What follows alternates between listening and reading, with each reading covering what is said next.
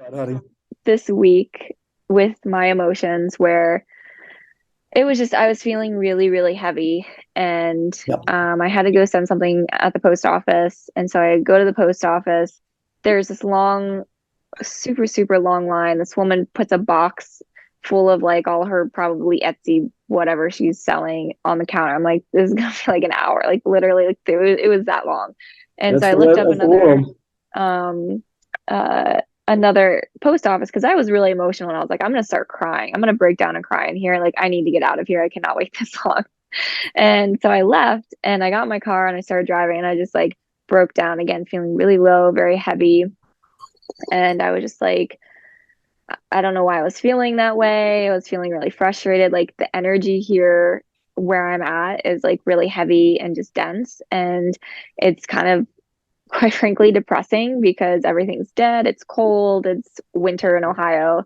And I Yep. was like, what? Every day I walk out of the house, I'm like, what the hell am I doing here? Why am I still here?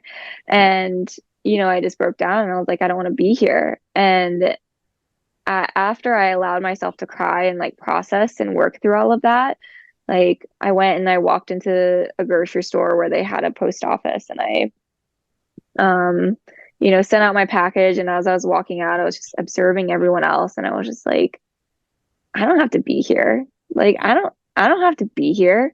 And so I made that decision based on that low emotional point. Like, it was like an instant. I just had this clarity, like, I don't have to be here. And I decided to leave a week earlier than I'd planned. And I was like, my open heart was like, oh, well, your family wants you to stay for Christmas and they want you to do this and all of these things. And I was like, I don't care. What am I like? I've been going through these emotional waves and it hasn't felt right for me to be here. But Okay. I wasn't taking that action. And I had to Okay. go through that extreme low. And it was like instantly like I knew. And as soon as I made that decision, it was like everything like fell into place. And I was like, okay, I'm going to look at this place that I'm going to stay at in South Carolina. And I went to go book it. But I was like, I'm going to sit in meditation first and like just make sure I've worked through my emotional wave. So I sat in meditation, and the answer that I got was, don't book until Thursday. And I was like, what do you mean, don't book until Thursday? I was like, I want to book it now. Someone else is going to book it, and I'm not going to be able to get this one that I want. But I was like, okay, like I'm going to take my mind out of the equation. And in my meditation on Wednesday night, I had this thought of like, oh, I'm going to stop in Tennessee to see one of my coworkers and meet them in person. Nice. And so I was like, this is why I didn't book my Airbnb right away for South Hmm. Carolina. Hmm. And so Hmm. the next morning, I coordinated with my coworker and I was like, hey, I think I might pop in. Like, you want to grab lunch as I'm driving? It's like a couple hours out of the way, but I was like, I don't have anywhere to be. Like, why don't I just go and socialize? My fourth line wants to go out and meet people and meet the people I work with. Hmm. Um, and they were like, yeah, yeah, let's get together. And so Nice. I was like, this is exactly why I didn't book my Airbnb because something knew that I was going to have another stop on the way. Perfect. So Perfect. Well, it was, I guess the action of inaction does make sense to a manifester.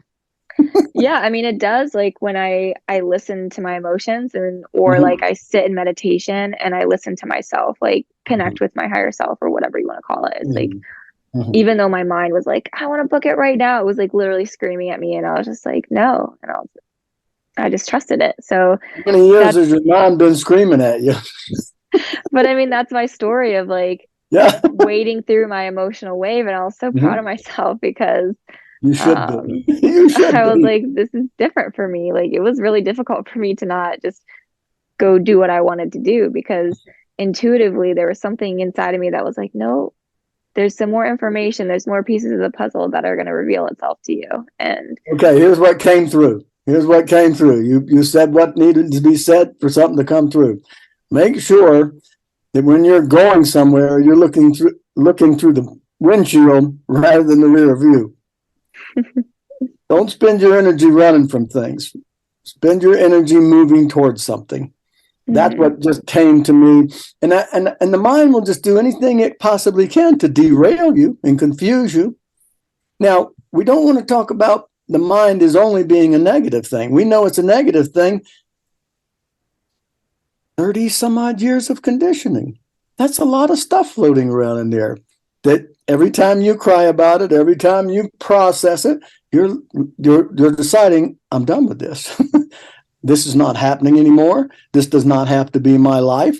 I can forgive everybody who did all that shit. They didn't know what the fuck they were doing any more than I knew what I was doing.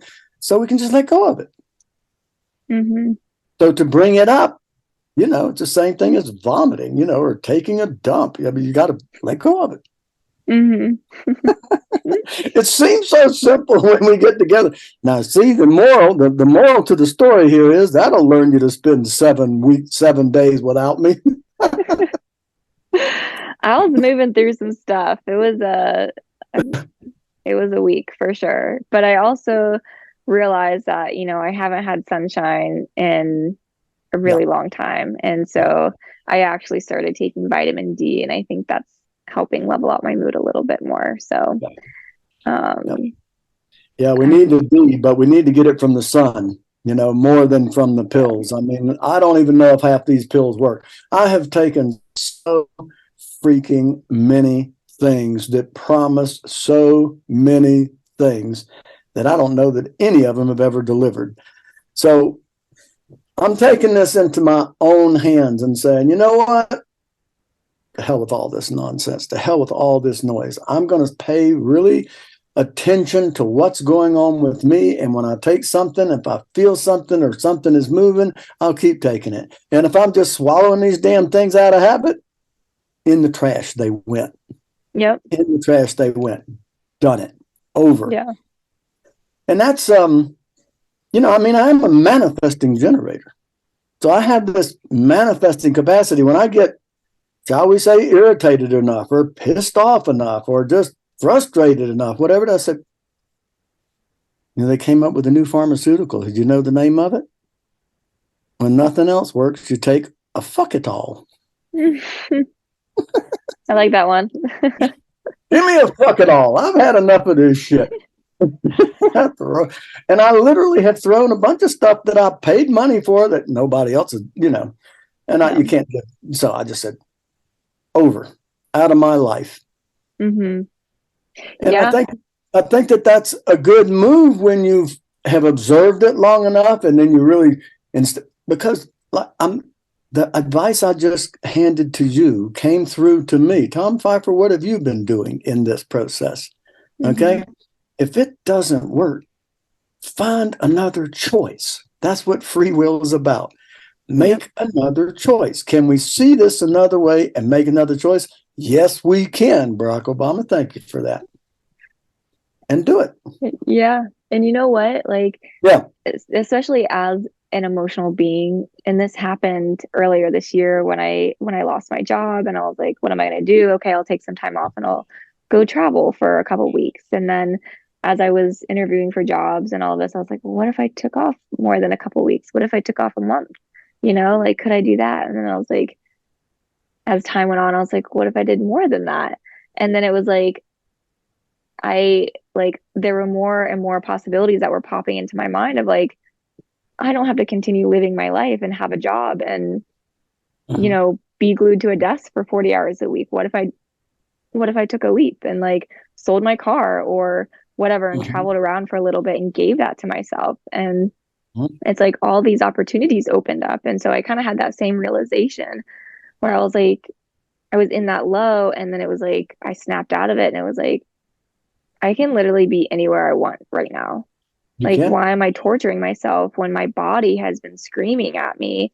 It's felt very heavy. It's like my face is breaking out. Like, I can't go outside and be in nature because it's so cold. Like, this is just not my climate. This is not a healthy environment for me and the people I'm around. And I was ignoring that because I didn't want to hurt people's feelings by not being here for Christmas. Politeness. And Boy, do I I was know like, about you know what? I politeness. have spent the last 3 or 4 months here. Like, why do I need to stay for Christmas? Like what's an extra week? So, um, but then So like when I well made that said, Nina. So well said. Keep talking. I'm just listening. yeah, when I decided to go down to South Carolina, I was like, I just need to be alone, and I want to be in my own space. Hmm. This is the next chapter in my life that I feel like is really necessary for me to really Hmm. get to know myself on a deeper level. and continue with these habits that I've implemented, but I would need to be near an ocean. And I don't feel quite ready to go back down to Florida, if ever. And so this is just my next stopping point. But so Florida's not a prescribed destination at this point. No, because I've been moving. Maybe not. Yeah. Maybe because like so much has shifted and changed that I'm just like, yeah.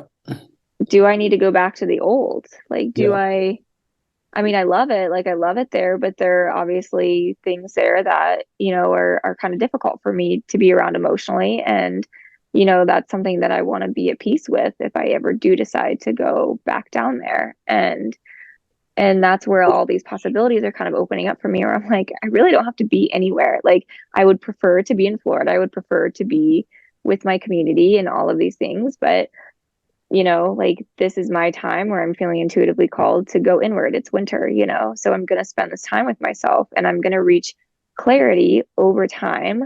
And this is, working through my gate 64. It's the shadow aspect of it is like that confusion, and time and patience is necessary in order to really make sense and to find clarity and going through my emotional waves, because it's not just this specific situation. It's like years and years of trauma and repressed emotion that are coming up for me to process. And that's going to take time. And as much as I'd love to rush that process, like, it cannot be rushed. So I got 2 questions for you. Okay. The first one is the most important, and the second one, if I remember it by the time we get to it. Politeness. Isn't that exactly what you were forced into being so that you wouldn't get punished by people all the time? Well, if I just don't make any waves, if I just go along with it, okay, that politeness. My unconscious Chiron is called politeness. So we're going to have a little mutual lesson on politeness. and the good news and the bad news, the sunshine and the shadow side, okay? And then we get to choose when we know what these are. Opposition that does not transgress normal codes of behavior. What? A quadrite's supposed to be normal behavior? I don't think so. A person that's waking up and becoming aware of who they actually are is supposed to fit into a norm. You're supposed to fit into yourself. Fuck a bunch of norms. Okay, so the Pluto in the bright side is the value of discretion. Okay, the value of discretion. All right. Here's the other side of it. And this is where we get caught up. Okay. This is where we end up jumping in the well instead of throwing them a damn rope. Okay. The over politeness that is both servile and obviously superficial and defeats its very purpose. Did that speak to you? Yeah. Yeah, I mean, boy, do I know that. I mean, I've spent so much time being polite to so many people who just, not viciously, but they still used and abused me. Why settle? Now, there's a middle road. You don't want to, like, if you've been on a behavior, let's call it a drug dependency, because that's kind of what it is, an addiction to a coping mechanism. Why cope when you can live your own life? Coping mechanisms, get the hell away from me. I don't want a coping mechanism. I want to change what's causing the problem. I'm not interested in problems. I'm interested in solutions. The expression of the 36 is the 35. You might know a little bit about the 35. Maybe. Just a little. A little bit. And particularly about that hunger aspect, okay? And, you have stated this so many times. You've stated, well, why am I doing this? This isn't fulfilling my hunger. So. No, I've had this conversation with myself, and I'm just like, where else could I go that's in the US? And I just